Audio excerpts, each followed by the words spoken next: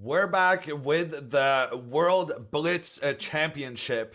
And I just want to remind everyone that the final day is tomorrow, and that's going to actually start 1 hour earlier. So make sure that you catch all the action starting 1 hour earlier tomorrow. Oh, Yoon, This thank you so much for reminding me because I had no idea it was starting 1 hour earlier. I could have missed that first hour. That's very sad for me. It's already hard enough to get up at 7:30 a.m. as it is. Yeah, so everyone mark your calendars for that.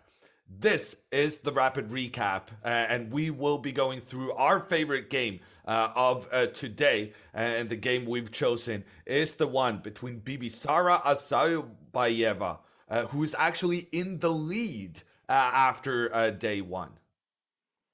Yeah, she has had an amazing day one. She has 8 points out of nine, and this game came pretty early on in the tournament when both players were on perfect scores, and we were, surprised at the ease with which she took down one of the top women in the game, Anna Muzychuk. So let's take a look at this game. She started out with d4, the queen pawn, moving forward.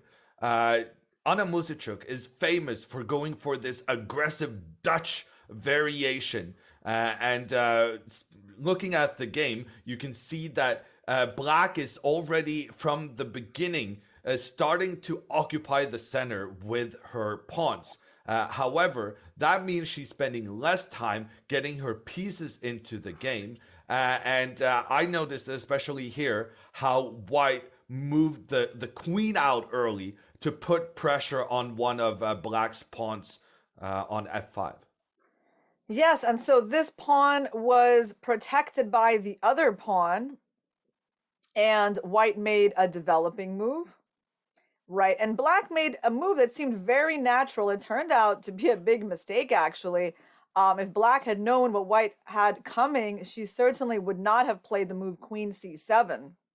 The problem with this move is that it moves the queen away from the defense of the f6 pawn. But you might ask yourself, why do we need to defend that guy when the white queen has another black pawn in the way? And the young Kazakh player, she dealt with that very nicely, pushed her pawn forward, saying that, yes, you are welcome to capture my pawn, because then I get my queen into your position, attacking the bishop and the rook at the same time. This would be a winning advantage for white. And as such, Muzychuk, a former world champion, she just had to resign herself to the idea that she just ended up losing that pawn from Assaubayeva.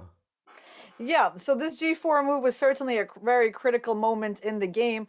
I think Muzychuk defended herself well. The problem was that Assaubayeva kept on playing good moves. This move h4, she castled queenside, and Muzychuk tried to close up the king side with these moves. But very soon, White is going to open up the center with this move e4. And that was a very aggressive move. I think a good decision by Assaubayeva. She basically never really let Muzychuk relax in this game. You know, sometimes when you win material, one common mistake that players make is they start taking it easy. They think the game is going to win itself. Lots of times they're looking for piece trades. But Assaubayeva, she continues playing aggressively despite being up a pawn. And Muzychuk, if she had taken this pawn, the white queen would come in and give a check on the black king. Instead, she chooses to push her pawns further forward, attacking the white queen, and then getting her king into safety. And White continues to reinforce the center of the board. She's up a pawn. There's nothing bad going on at all. And she actually provoked Muzychuk to keep pushing her pawn further forward. And there's a bit of a Saving Private Ryan situation. This pawn is so deep into enemy territory. It's being protected right now by both the black queen and the black bishop. But boom, that white pawn blocks that protection immediately. And in a couple of moves, we saw this pawn being lost, meaning that the Kazakh player now had a 2-pawn advantage. Yeah, when you said the pawn arriving deep into enemy territory, I was like, yes, the pawn has arrived on the beaches of Normandy. And that's why I was smiling, Yoon. But at this point, something really exciting happens, and Black puts the bishop on h6, attacking the pawn, and White defending this pawn. I mean, she could have done it with a simple rook move, but she goes for knight g5, a really spectacular way of protecting the pawn, putting her knight on prise. And this is really why we chose this game for a rapid recap for this really relentless attacking play by Assaubayeva. I mean, of course, it gives Black an extra piece, but it also gives White very strong connected pass pawns and practically a pretty easy game to play.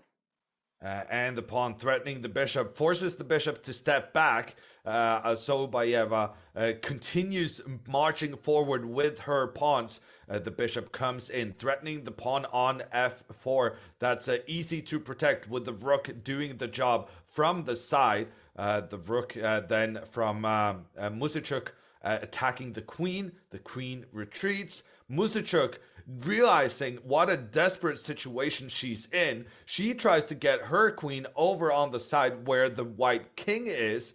She says goodbye to any chance of stopping these pawns marching forward. Instead, she's thinking she can start a counterattack.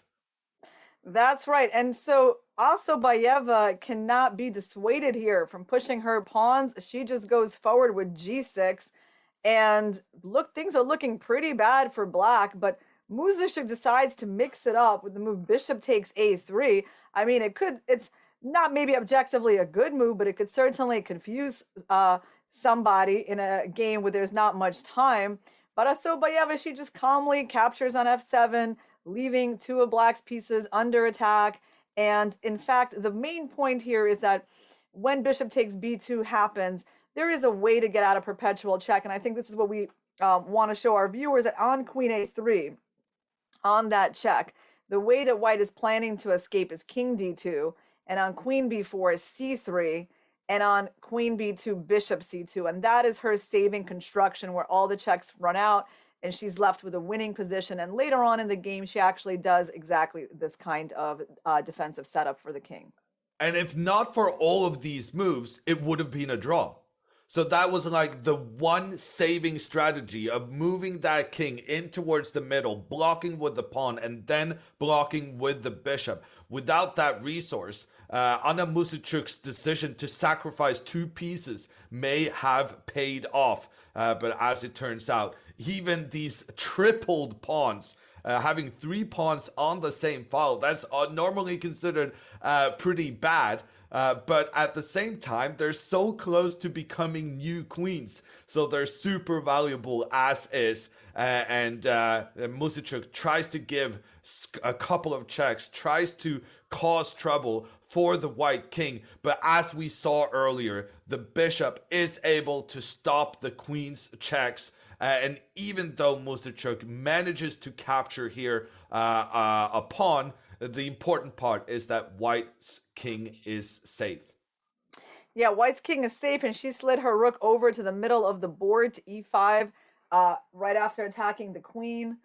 And Black simply doesn't have that much to work with here. I mean, they actually not only down a piece at the moment, they're even still down a pawn. And the only chance for Black was trying to create a double attack with the knight, attacking both the queen and the rook. But wanting to finish this game in style, Assaubayeva, she gave up her queen. She captured the rook with the idea that even if she does lose her queen, she will get her rook up. And if there's a trade between these rooks, one of her formerly tripled pawns will actually go all the way and become a new queen. So she's really finishing this game off in style. Muzychuk, she tried to capture back the white rook instead, but at this point, Assaubayeva, she was able to force a trade of queens and Muzychuk realized, well, after the queen trade, there's absolutely no hope for me. She made the trade, but she also resigned the game. So that was the rapid recap featuring the leader after day one of the women's event from Kazakhstan, the rapid silver medalist, Bibisara Assaubayeva. Yeah, and tomorrow we have a big day that is going to reveal who are going to be the World Blitz champions for 2021. Is it going to be Bibisara Assaubayeva? Is she going to hold on to her lead, or is she going to be overtaken by more experienced players like Alexandra Kostyanyuk, Hampi Koneru, or Alexandra Garechkina? And in the open section, we have Levon Aronian having a really good first day, but hot on his heels are Magnus Carlsen, Hikaru Nakamura. So I think a lot can still happen tomorrow. And I want to remind everyone once again that tomorrow's games will be starting 1 hour earlier than they have been the rest of this week. So that is a 2 p.m. start Central European time in Warsaw. And that calculates back to a 5 a.m. Pacific start. So keep that in mind, everyone. We're going to be back then. And in the meantime, goodbye. See you tomorrow, guys.